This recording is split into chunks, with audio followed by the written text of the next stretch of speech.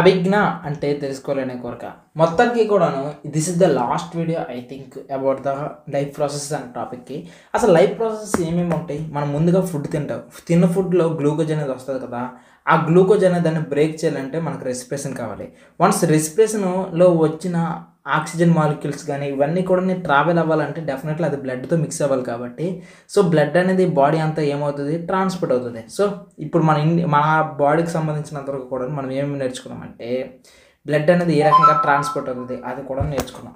So food తింటే అది glucose వస్తుంది, గ్లూకోజ్ బర్న్ అవ్వాలంటే రెస్పిరేషన్ జరగాలి, రెస్పిరేషన్ జరగాలంటే ఆక్సిజన్ కావాలి, ఆక్సిజన్ అనేది ట్రాన్స్పోర్ట్ అవ్వాలి కాబట్టి ఇలా బ్లడ్ త్రూగా ట్రాన్స్పోర్ట్ అవుతుంది. ఇవన్నీ పోస్టులు అన్నీ కూడా అయిపోయాయి.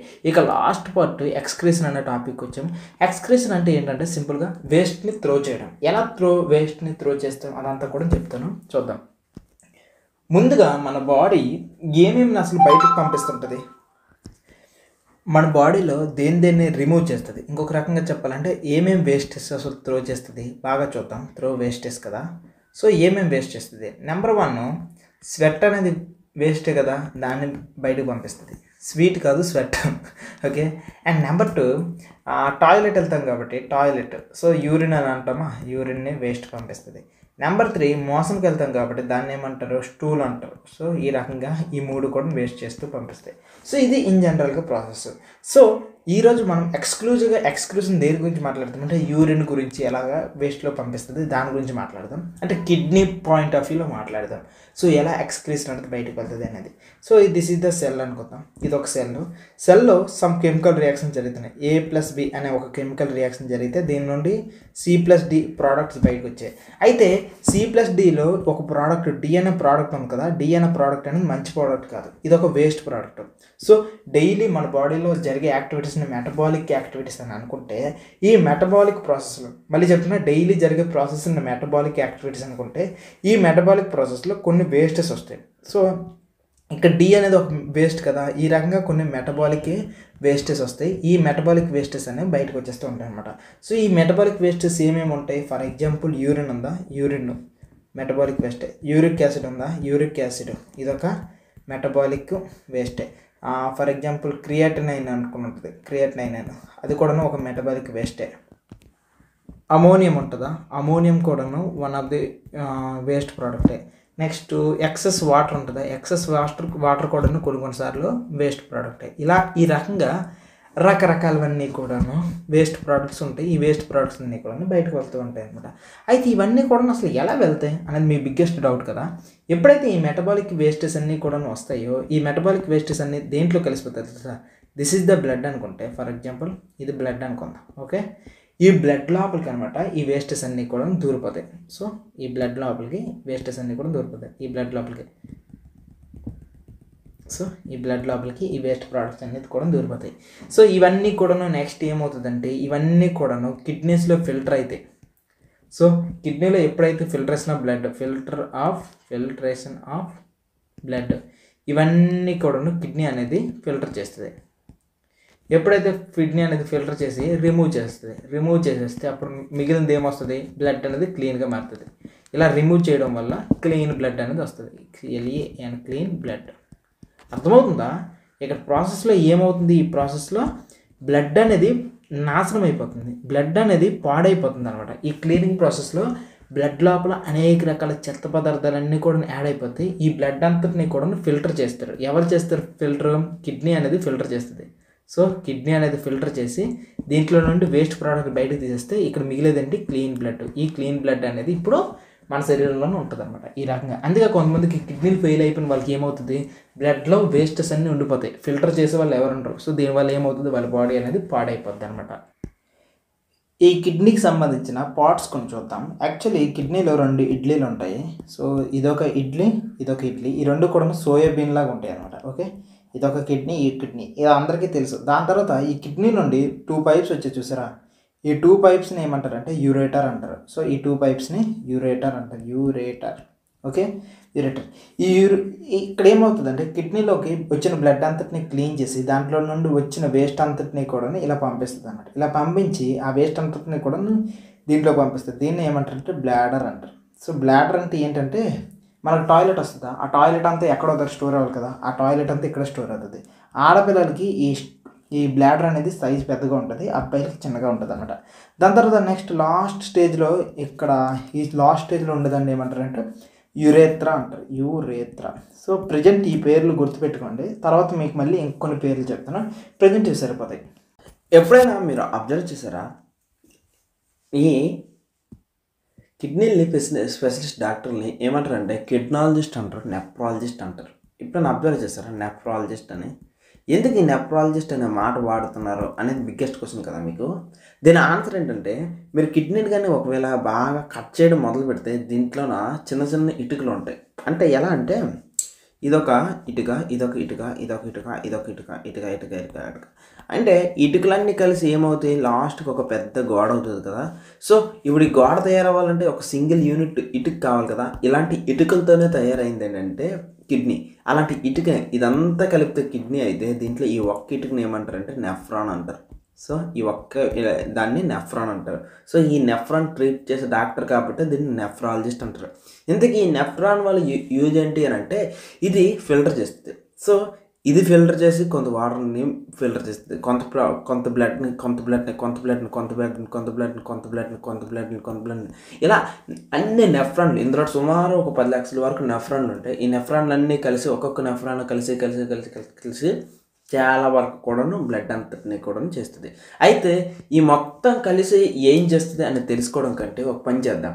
మొత్తం కలిసి తెలుసుకోవడం కంటే ఇక్కడ సింగిల్ యూనిట్ ఆఫ్ ఒకటి దాన్ని తీసుకుని వచ్చాను, దాన్ని బట్టి మనకు తెలిసిపోద్ది ఒక సింగిల్ నెఫ్రాన్లో ఏం జరుగుతుంది, అసలు అంత పెద్ద కథ ఏం జరుగుతుంది అనేది మీకు బిగ్గెస్ట్ డౌట్ ఉండాలి. సో ఈ సింగిల్ నెఫ్రాన్లో ఏమేమి జరుగుతుందో మొత్తం నెఫ్రాన్స్ అన్నింటిలో కూడాను కలిసి అదే జరుగుతుంది. కాబట్టి ఇది చేసే పని అంతా కూడా బ్లడ్ని ప్యూరిఫై చేయడం. ఏ రకంగా బ్లడ్ని ప్యూరిఫై చేస్తుంది ఒక సింగిల్ నెఫ్రాన్ అనేది చూద్దాం. యాక్చువల్లీ ఇది క్లాస్ 6 వాళ్ళకి లెసన్ చెప్తే నెఫ్రాన్ గురించి ఒకలా చెప్పొచ్చు, క్లాస్ 10th వాళ్ళకి చెప్తే ఒకలా చెప్పొచ్చు, ఇంటర్ వాళ్ళకి చెప్తే ఒకలా చెప్పొచ్చు, డాక్టర్స్ చెప్తే ఒకలా చెప్పొచ్చు. కాబట్టి నేను ఇప్పుడు మీకు చెప్పేది 10th క్లాస్ లెవెల్లో చెప్తాను, ఓకేనా. సో మరీ డెప్త్కి వెళ్ళిపోయాను, సింపుల్గా దీని యొక్క అవుట్లైన్ చెప్తాను, అప్పుడు మీకు క్లారిటీ వస్తుంది. ఫస్ట్ ఒక నెఫ్రాన్ తీసుకున్న వెంటనే దాంట్లో ఒక కప్ షేప్ ఉంటుంది. సో ఇది ఒక కప్ షేప్ అనుకుందాం, ఓకే. ఈ రకంగా ఒక కప్ షేప్ ఉంటుంది. దీన్నే ఏమంటామంటే బౌమన్ క్యాప్సూల్ అంటాం. సో ఈ కప్ని ఏమంటామంటే బౌమన్ క్యాప్సూల్. సో ఈ కప్ని ఏమంటామంటే బౌమన్ క్యాప్సూల్. ఇక్కడ ఈ కప్ అయిపోయిన వెంటనే నెక్స్ట్ ఒకటి వస్తుంది, అదేంటంటే ఒక చిన్న ట్యూబ్ లాంటిది వస్తుంది అనమాట. సో ఒక ట్యూబ్ లాంటి స్ట్రక్చర్. సో ఆ ట్యూబ్ అనేది ఎలాగైనా ఉండొచ్చు. సో ఆ ట్యూబ్ అనేది మనకి ఎలాగైనా ఉండొచ్చు. ప్రజెంట్ మాత్రం ఒక చిన్న ట్యూబ్ అనేది డ్రా చేస్తున్నాం. ఓకే, ఇలా ఒక ట్యూబ్ అనేది క్రియేట్ అయింది. ఈ పార్ట్ని మనం ఏమంటామంటే ఇక్కడ వరకు ఉన్నదాన్ని బౌమన్ క్యాప్సూల్ అన్నాం కదా. ఇక్కడ నుండి ఉన్నదాన్ని చూడండి, ఇక్కడ నుండి ఉంటుంది, ఇక్కడ నుండి ఈ ఉన్న దీని అంతటినీ కూడా ట్యూబ్లర్ పార్ట్ ఆఫ్ నెఫ్రాన్ అంటారు. చూద్దాం, ట్యూబ్లర్ పార్ట్ ఆఫ్ నెఫ్రాన్.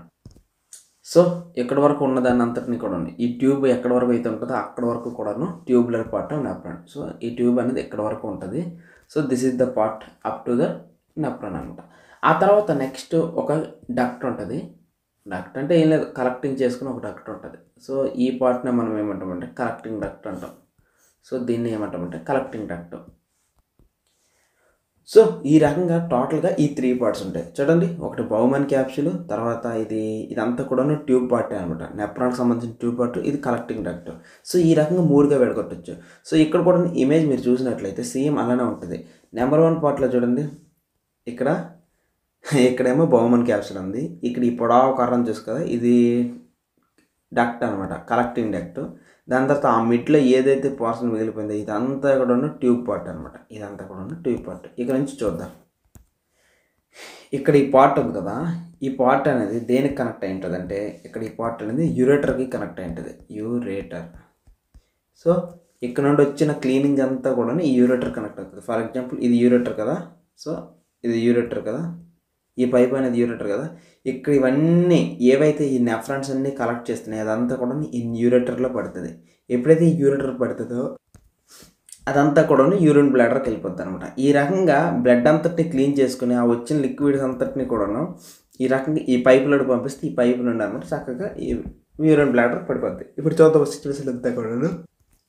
ఏం జరుగుతుంది ఎగ్జాక్ట్గా అనేది, ముందుగా ఒక బ్లడ్ పైప్ అనేది చిన్న క్యాపిలరీస్ ఉంటాయి కదా, ఈ క్యాపిలరీస్ అనేవి దీంట్లో ముద్దగా ఉంటుంది. ఓకే, ఈ క్యాపిలరీస్ ముద్దగా అనేది దీంట్లోకి వెళ్తుంది. ఇలా వెళ్తే ఇప్పుడు ఏమవుతుంది తెలుసా, ఈ ముద్దగా వెళ్ళింది ఇలా లోపలికి వెళ్తుంది అన్నమాట. ఓకేనా, పాయింట్ 1. ఇప్పుడు ఏమవుతుందంటే ఈ బ్లడ్ ఫ్లో అనేది దీంట్లోకి వెళ్ళిన తర్వాత దీంట్లో నా బ్లడ్ కంటే చిన్న చిన్న పార్టికల్స్ ఉంటాయి కదా, ఆ చిన్న చిన్న పార్టికల్స్ అనేవి దీంట్లోకి ఎంటర్ అయిపోతాయి, ఈ బౌమన్ క్యాప్సిల్లోకి ఎంటర్ అయిపోతాయి. అర్థమవుతుంది సిచ్యువేషన్. బ్లడ్ చాలా ఫాస్ట్గా ఫోర్స్గా దీంట్లో నుండి వస్తుంది. ఈ బ్లడ్ క్యాపిలరీస్ నుండి ఫాస్ట్గా వచ్చిన తర్వాత బ్లడ్ కంటే చిన్నది, ఇప్పుడు ఈ గోడల్లోన చిన్న చిన్న కండాలు ఉన్నాయి అనుకుందాం, బ్లడ్ పార్టికల్స్ కంటే చిన్న చిన్న ఉంటాయి కదా, అవన్నీ కూడా దీంట్లోకి సపరేట్ అయిపోతాయి. దీంట్లో మోస్ట్ ఆఫ్ ది థింగ్స్ ఏముంటాయి తెలుసా, వేస్ట్ పార్టికల్స్ అన్నీ కూడా దీంట్లో ఉంటాయి. సో ఈ రకంగా వేస్ట్ పార్టికల్స్ అన్నీ కూడా దీంట్లోకి వచ్చేస్తాయి. సో ఏదైతే ఈ ముద్ద ఉందో, ఈ రెడ్ కలర్ ముద్దనే, దీన్ని ఏమంటామంటే గ్లోమరస్ అంటాం. గ్లోమేరస్,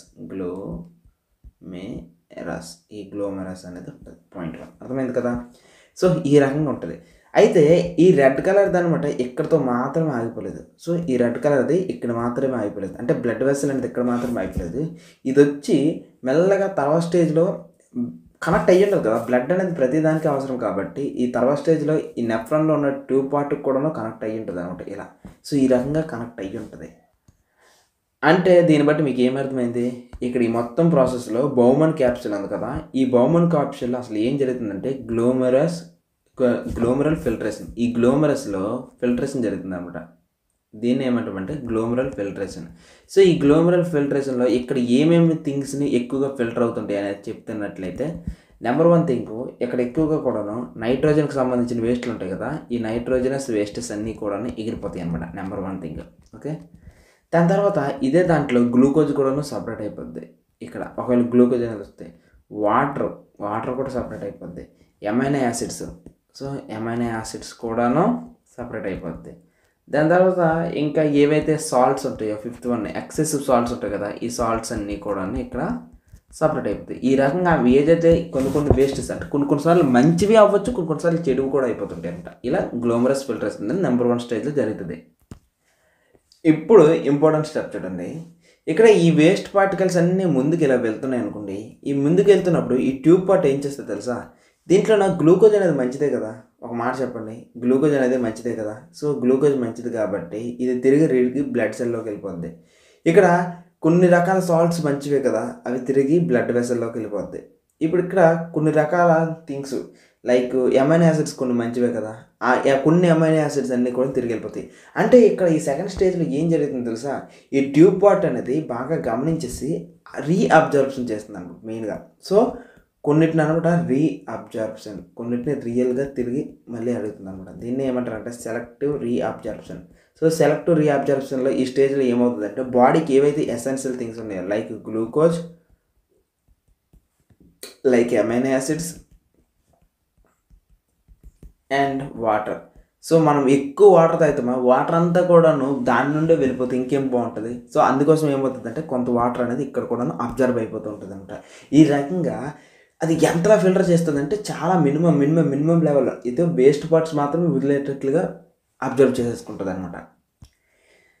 ఇప్పుడు ఇంకా ఇంపార్టెంట్ స్టెప్ ఒకటి జరుగుతుంది, అసలైన స్ట్రింగ్ చూడండి. ఇక్కడ ఈ ట్యూబ్లోన ఈ క్యాపిలరీలోన చిన్న వేస్ట్లు ఉంటాయి. ఈ వేస్ట్లని ఏం చేస్తుంది తెలుసా, ఇక్కడ ఈ స్టేజ్కి వచ్చినప్పుడు దీంట్లో పంపించేస్తుంది. ఇది 3rd stage. So this is the 3rd stage, this is the 2nd stage, this is the 1st stage. So 1st స్టేజ్లో బ్లడ్ అనేది క్యాపిలరీస్ నుండి వచ్చిన బ్లడ్ అనేది ఇక్కడ గ్లోమరస్ ద్వారా వెళ్ళిపోద్ది. 2nd 1 ఇక్కడ 2nd స్టేజ్లో ఏమవుతుందంటే ఏదైతే కొన్ని మంచి థింగ్స్ ఉన్నాయో అవి క్యాపిలరీస్లోకి వెళ్ళిపోతాయి. 3rd స్టేజ్లో ఏమవుతుందంటే క్యాపిలరీస్లో కొన్ని రకాల చెత్త ఉండిపోద్ది, లైక్ యూరియా, నైట్రోజనస్ వేస్ట్ ఉంటుంది కదా, నైట్రోజనస్ వేస్ట్, ఎక్స్ట్రా వాటర్, మంచి సాల్ట్లు, ఇవన్నీ కూడాను చెత్తవన్నీ ఉండిపోతాయి కదా, అవన్నిటిని కూడాను ఈ క్యాపిలరీస్ ఏం చేస్తుందంటే మరొకసారి దీంట్లోకి పంపించేస్తుంది ఈ స్టేజ్లో. అప్పుడు ఈ రకంగా అవ్వడం వల్ల ఈ స్టేజ్లో ఏమవుతుందంటే ఇక్కడ ఈ మొత్తం ప్రాసెస్లో ఈ ప్రాసెస్లో ఇప్పుడు ఏమవుతుందంటే ఇక్కడ యూరిన్ అనేది ఈ రకంగా మొత్తం ప్రాసెస్ ద్వారా యూరిన్ వస్తుంది. ఈ యూరిన్ అంతా కూడా ఇప్పుడు ఏమవుతుంది, ఈ కలెక్టింగ్ డక్ట్ ఉంది కదా, ఈ కలెక్టింగ్ డక్ట్ అనేది యూరేటర్ కనెక్ట్ అయి ఉంటుంది. ఈ యూరేటర్ అనేది మెల్లగా కూడా దేనికి కనెక్ట్ అవుతుంది అంటే ఈ యూరేటర్ అనేది యూరిన్ బ్లాడర్కి కనెక్ట్ అవుతుంది. యూరిన్ బ్లాడర్, ఈ యూరిన్ బ్లాడర్ అనేది దేనికి కనెక్ట్ అవుతుంది అంటే యూరెత్రాకి వెళ్తుంది. ఈ రకంగా అనమాట మొత్తం ప్రాసెస్ అంతా కలిసి ఏమవుతుంది మైక్రో లెవెల్లో ఫిల్టర్ అవుతుంది, మైక్రో ఫిల్టర్. సో ఎక్కడ కూడా వేస్ట్ అనేది జరగనట్లేదు అనమాట, ఎక్కడ కూడా వేస్ట్ అనేది జరగదు, మొత్తం కూడా లాగేసుకుంటూ ఉంటుంది అనమాట. సో థర్డ్ స్టేజ్లో ఏమవుతుందంటే ఇక్కడ థర్డ్ స్టేజ్ దీన్ని ట్యూబులర్ సెక్రేషన్ అంటారు. ట్యూబులర్ సెక్రేషన్ అంటే ట్యూబ్ నుండి సెక్రేట్ అవుతుంది కదా, ట్యూబ్ నుండి కూడా కొన్ని విడుదల అవుతున్నాయి కదా, ట్యూబులర్ సెక్రేషన్. సో ఇక్కడ మెయిన్గా ఏమవుతుంది, నైట్రోజనస్ వేస్ట్ అనేది ట్యూబ్లోకి పంపిస్తున్నారు. నైట్రోజనస్ వేస్ట్ అనేది ట్యూబ్లోకి పంపిస్తున్నారు. ఇక్కడ మేజర్గా మీరు గమనించేది ఏంటంటే ఎక్కువగా యూరియా కనిపిస్తుంది. ఓకే, ఎక్స్ట్రా వాటర్ ఏదైనా క్యాపిలరీస్లో ఉండిపోతే అది కూడాను లోపలికి వెళ్ళిపోతుంది అనమాట. ఓకే, దాని తర్వాత ఏవైనా ఎక్స్ట్రాగా సాల్ట్స్ ఉన్నాయనుకోండి, ఈ సాల్ట్స్ కూడా ఈ కలెక్టింగ్ డక్ట్లోకి వెళ్ళిపోతాయి అనమాట. ఇప్పుడు చూడండి, మీకు ఇప్పుడు ఇమేజ్ చూడండి, మీకు బాగా అర్థమవుతుంది. సో ఈ మొత్తం ప్రాసెస్లన్నిటి ద్వారా చూడండి, ఈ మొత్తం ప్రాసెస్ అన్నిటి ద్వారా ఈ కిడ్నీస్లో ఉన్న నెఫ్రాన్స్ అన్నిటినీ కూడా ఏంటి అన్నీ కలిసి ఫిల్టర్ చేసి urea, excess water, nitrogenous waste అంతా కూడా దేంట్లో పంపిస్తుంది. దిస్ ఈజ్ ద యూరేటర్ అనమాట. సో యూరేటర్లో పంపిస్తే యూరేటర్లో ఉన్న ఇక్కడ ఎక్సెస్గా క్రియేట్ అయింది కదా యూరిన్. సో ఈ మొత్తం ఎక్సెస్ వాటర్ ఇదంతా కలిసి యూరిన్ రూపంలో ఇలా వచ్చి దీంట్లో వచ్చి కలిసిపోద్ది అనమాట. తిన్నగా వచ్చేసి ఇక్కడ ఒక పెద్ద సంచి ఉంది, పెద్ద శాఖ. సో ఈ బ్లాడర్లోనే కలిసిపోద్ది. దీంట్లో సుమారుగా ఒక 500 ml వరకు కూడాను యూరిన్ అనేది కెపాసిటీ ఉంటుంది అనమాట. 500 ml దాంట్లో మనకు 350 ml వచ్చినప్పుడు సిగ్నల్ వచ్చేస్తుంది, ఫుల్ అయిపోయింది, ఇక ట్యాంక్ ఖాళీ చేయాల్సిన పని వచ్చింది అనుకున్నాను. ఈ రకంగా 3 స్టేజెస్ ఉంటాయి. సో ఒకసారి చూద్దామా. ఫస్ట్ స్టేజ్లో బౌమన్ క్యాప్సూల్, ఓకే, ఇక్కడ కొంత ఫిల్టర్ అవుతుంది ఫాస్ట్గా. సెకండ్ స్టేజ్లో ట్యూబులర్ పార్ట్లో అబ్జార్ప్షన్ జరుగుతుంది, ఓకే, తిరిగి క్యాపిలరీస్లోకి వెళ్ళిపోతుంది. అండ్ థర్డ్ స్టేజ్లో ఇక్కడ ఈ పర్టికులర్ స్టేజ్లో ఏమవుతుందంటే ఏవైతే extra water, nitrogenous waste, urea ఉంటుందో ఇవి తిరిగి మళ్ళీ నెఫ్రాన్లోకి పంపిస్తాయి. అప్పుడు మొత్తం ప్రాసెస్ ద్వారా ఈ రకంగా కలెక్టింగ్ డక్ట్ ద్వారా వచ్చేసి ఇక్కడికి ఇది సెట్ అయిపోద్ది అనమాట. ఓకే, అయితే ఇంకొక థింగ్ చూడండి, కొంతమందికి యూరిన్ కలరు వైట్గా ఉంటుంది, కొంతమందికి ఎల్లో కలర్ వస్తుంది, కొంతమంది రెడ్ అయిపోద్ది. ఎందుకు ఈ రకంగా అవుతుందంటే ఇక్కడ ఉన్న ప్రతి పార్ట్ కూడాను, ఇప్పుడు ఫర్ ఎగ్జాంపుల్ దీంట్లో యూరిన్ అనేది ఉందనుకుందాం. సో దీంట్లో యూరిన్ అనేది 500 ml ఉందనుకుందాం. అప్పుడు ఏం చేస్తుంది తెలుసా, నువ్వు టాయిలెట్కి వెళ్ళకపోతే కొద్దిగా అబ్జర్వ్ చేసుకుంటుంది అనమాట. సో ఇక్కడ ఉన్న గోడలు ఉన్నాయి కదా, ఈ మొత్తం గోడలన్నీ కూడా కొద్దిగా అబ్జర్వ్ చేసుకుంటాయి. ఈ రకంగా అబ్జర్వ్ చేసుకోవడం వల్ల వచ్చే లాభం ఏంటంటే, ఓకే, దీంట్లో ఉన్న ఏవైనా మంచి థింగ్స్ ఉన్నాయి అనుకోండి, అది అబ్జర్వ్ చేసుకుంటుంది. మంచి థింగ్స్ అబ్జర్వ్ చేసుకుంటుందో, ఓకే, ఎప్పుడైతే మంచి థింగ్స్ అబ్జర్వ్ చేసుకుంటుందో ఈ ఇక్కడ ఉన్న లోపల ఉన్న యూరిన్ అనేది చాలా చిక్కగా మారిపోద్ది, చాలా కాన్సన్ట్రేటెడ్గా మారిపోద్ది.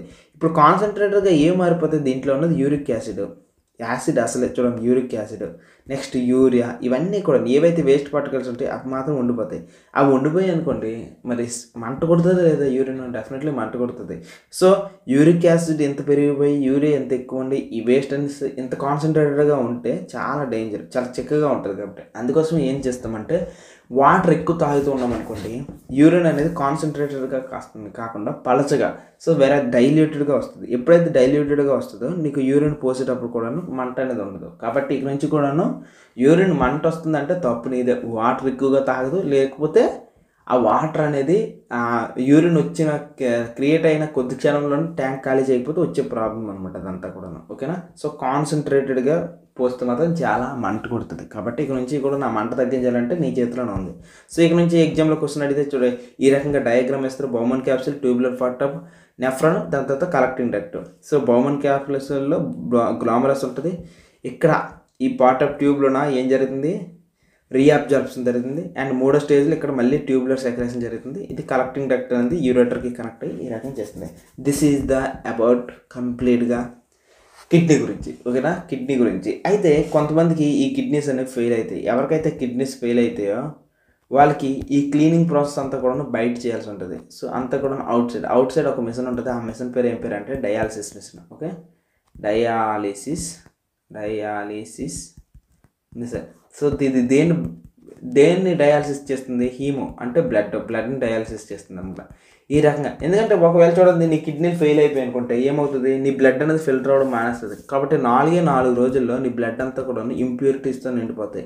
కాబట్టి ఎంత ఇంప్యూరిటీస్తో నిండకూడదు అంటే ఏం చేయాలి, డెఫినెట్లీ కూడా నీ కిడ్నీస్లో నీ బ్లడ్ అంతటిని కూడా ఫిల్టర్ చేయాలి. అలా బ్లడ్ చేయాలంటే ఈ రకంగా హీమోడయాలసిస్ చేయాల్సిందే. అంటే ఇక్కడ మనిషి అనేవాడు ఆర్టిఫిషియల్గా ఒక కిడ్నీ అనేదాన్ని తయారు చేస్తాడు. ఓకేనా, ఆర్టిఫిషియల్గా ఒక కిడ్నీ అనేది తయారు చేస్తాడు. ఇక్కడ ఏమవుతుంది తెలుసా, ఇప్పుడు ఒక పైప్ నుండి బ్లడ్ అనేది తీసుకొని ఈ బ్లడ్ అంతటిని ప్యూరిఫై చేసి ఆ చెత్త అంతా పోయిన తర్వాత మంచి బ్లడ్ ఉంటుంది కదా, ఆ మంచి బ్లడ్ తిరిగి మళ్ళీ వాడికి ఎక్కించేస్తారు. ఇది ప్రాసెస్ జరుగుతుంటుంది అనమాట. సో చెడ్డ బ్లడ్ అంతా తీసేయడము, మంచి బ్లడ్ అంతా మంచిగా అయిన తర్వాత ఆ ఫిల్టర్ అయిన బ్లడ్ అంతా కూడా దీంట్లో పంపించడం, ఈ రకంగా జరుగుతూ ఉంటుంది మొత్తం ప్రాసెస్ అంతా కూడా. కాబట్టి మనిషి అనేవాడు బయట తీసుకుని వచ్చాడు. కాకపోతే డయాలసిస్ అనేది చేసుకున్నంతకాలం కొద్దిగా ఇబ్బందిగా ఉంటుంది.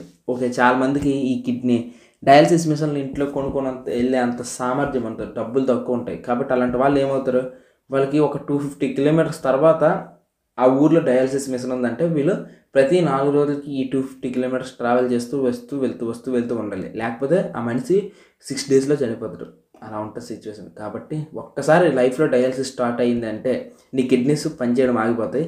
ఇక నుంచి కూడా డయాలసిస్ మిషన్ మీద ఆధారపడాలి. మళ్ళీ చెప్తున్నా చూడండి, ఒక్కసారి డయాలసిస్ మిషన్ని స్టార్ట్ చేయడం మొదలు పెడితే నీ కిడ్నీస్ ఇక ఆగిపోతాయి. ఇక నుంచి కూడాను డయాలసిస్ మిషనే వర్క్ చేయాల్సి వస్తుంది అనమాట. అది సిచ్యువేషన్. కాబట్టి డయాలసిస్కి వెళ్ళే ముందు ఆలోచించుకోవాలన్నమాట, డయాలసిస్ మిషనా లేకపోతే కిడ్నీలానే.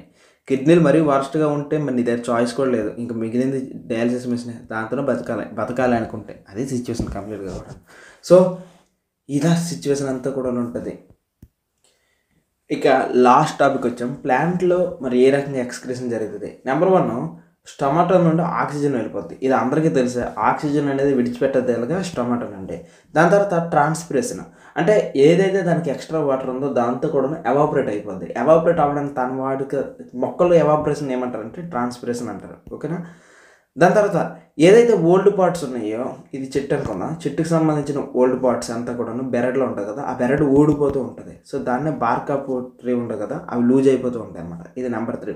దాని తర్వాత వేస్ట్ ప్రోడక్ట్స్ అన్నీ కూడా దానికి సెల్స్లోనూ వ్యాక్యూల్ ఉంటుంది. ఈ వ్యాక్యూల్లోన సెల్కి సంబంధించిన వేస్ట్ పార్ట్ అంతా కూడా నిలిపోద్ది. ఒకసారి పారామిషన్ గుర్తుంచుకోండి, పారామిషన్లో వ్యాక్యూల్ ఎలా ఉంటుందో అలాంటి వ్యాక్యూల్ ఎలా కదా. దాని తర్వాత ప్లాంట్ కొన్ని చెట్లకి మీరు కొడితే గమ్ము లాంటిది క్రియేట్ అవుతుంది, కొన్నిసార్లు పాలు లాంటివి వస్తాయి, అండ్ కొన్నిసార్లు గమ్ము ఇలాంటివన్నీ వస్తాయి. ఇవన్నీ ఎక్కడంటే జైలం ఉంటుంది కదా, చెట్టుకి జైలం ఉంటుందా, జైలంలో దాచుకుంటుంది అనమాట వేస్ట్ ప్రోడక్ట్స్ అన్నీ కూడా. ఓకే, సో ఈ జైలంలో ఉన్నటువంటి లేటెక్స్, రైజన్, గమ్ము ఇవన్నీ కూడా చెట్టుకి వేస్ట్ ప్రోడక్ట్స్. మనుషులు వీళ్ళందరినీ దేనికంటే గమ్స్ యూజ్ చేయడానికి, దాని తర్వాత బెడ్స్ యూజ్ చేసేయడానికి, రబ్బర్ యూజ్ చేయడానికి వీటన్నిటికీ వాడేస్తుంటారు. అంటే ప్లాంట్కి సంబంధించిన ఆఖరికి ఆ వేస్ట్ ప్రోడక్ట్ కూడా మనకి ఉపయోగపడుతుంది. అండ్ ప్లాంట్కి సంబంధించిన ఏమైనా వేస్ట్ ప్రోడక్ట్స్ ఉన్నాయనుకోండి, అవి చెట్టు రూట్స్ ద్వారా నేలలోకి పంపించేస్తారు అనమాట. ఇవి కంప్లీట్గా కూడాను ప్లాంట్ ఏ రకంగా వేస్ట్ అంతా పంపిస్తుంది. మీరు పెద్ద క్లాస్లోకి వెళ్తే ఇంకా డీటెయిల్గా చెప్తాను, కాకపోతే ప్రజెంట్కి ఇది సరిపోద్ది అనమాట. ఇది టోటల్గా కూడాను. సో ఈ లెసన్లో మీరు దేనికోసం నేర్చుకున్నారో ఒకసారి చూసుకున్నట్లయితే, మీరు డైజెస్టివ్ సిస్టమ్ గురించి నేర్చుకున్నారు, డైజెస్టివ్ సిస్టమ్. సో ఈ మొత్తం ప్రాసెస్లో మీరు ప్యాంక్రియస్, లివరు, దాని తర్వాత స్మాల్ ఇంటెస్టైన్, బిగ్ ఇంటెస్టైన్ గురించి నేర్చుకున్నారు. దాని తర్వాత లంగ్స్ గురించి నేర్చుకున్నారు, రెస్పిరేషన్ అనే కాన్సెప్ట్లో లంగ్స్ కోసం మీరు చక్కగా నేర్చుకున్నారు. ఆ తర్వాత హార్ట్ కోసం నేర్చుకున్నారు, దేనికి ట్రాన్స్పోర్టేషన్ అనే పార్ట్ కోసం. దాని తర్వాత కిడ్నీ కోసం కూడా నేర్చుకున్నారు. టోటల్గా మీకు 4 పార్ట్స్ తెలుసు. మీరు కూడాను మీ కిడ్నీస్ ఇక నుంచి కూడాను మీ బాడీ ఏం సందేశాలు ఇస్తుందో మీకు కూడా అర్థమవుతుంది, మీ శరీరంలో ఏమేమి పార్ట్స్ ఉన్నాయో మీకు కూడా అర్థమవుతుంది. ఒకసారి ఆలోచించండి, మీకు ఇవన్నీ ఉన్నాయి కాబట్టి మీకు హ్యాపీ. ఆర్గాన్ డొనేషన్ చాలా ఇంపార్టెంట్ అబ్బా. ఎందుకంటే ఒకసారి ఆలోచించండి, కొన్ని మతాల్లో ఏం చేస్తారు తెలుసా, వాళ్ళు చనిపోతే శరీరం అంతటిని కూడా జంతువులు, పక్షులు పీక్కు తినాలనుకుని తీసుకుని వెళ్ళి ఎవరూ లేని ప్లేస్లో పెట్టేస్తారు. సో దట్ అక్కడ ఆ బాడీని జంతువులన్నీ కూడా పీక్కొని తినేస్తాయి, లేదంటే క్రిమికెట్కలు ఇవన్నీ కూడా తినేస్తాయి. ఈ రకంగా ప్రకృతికి ఆహారంగా చేసేస్తారు. కొన్ని మతాల వాళ్ళు కాల్ చేస్తారు, దాన్ని బర్నింగ్ చేస్తారు. ఇంకొన్ని మతాలు అయితే పెట్టులో పెట్టేసి పూజ చేస్తారు. సో ఈ మొత్తం ప్రాసెస్లో ఒకటి అబ్జర్వ్ చేయండి, ఒక మనిషి చనిపోయిన తర్వాత వాడి 2 కళ్ళు ఉన్నాయా, ఆ 2 కళ్ళు ఎవరికైనా ఉపయోగపడతాయి కదా. చనిపోయే ముందు తన లివర్ పనికొస్తుంది కదా, చనిపోయే ముందు తన ప్యాంక్రియస్ ఉపయోగపడుతుంది కదా, చనిపోయే ముందు తన కిడ్నీలు ఎవరికైనా ఉపయోగపడతాయి కదా, చనిపోయే ముందు తన హార్ట్ కూడా ఎవరికైనా ఉపయోగపడుతుంది కదా. ఈ రకంగా ఇవన్నీ కూడా ఎవరికో ఒకరికి ఉపయోగపడుతూనే ఉంటాయి.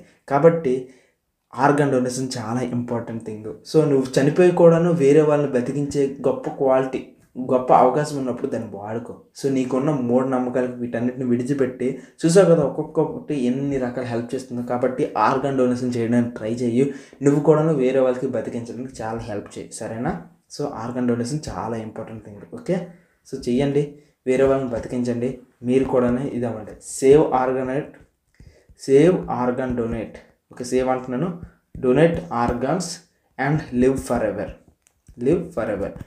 నువ్వు ఎప్పటికీ కూడా ఈ జీవితంలోనే నిలిచిపోతావు అనమాట. Live for ever.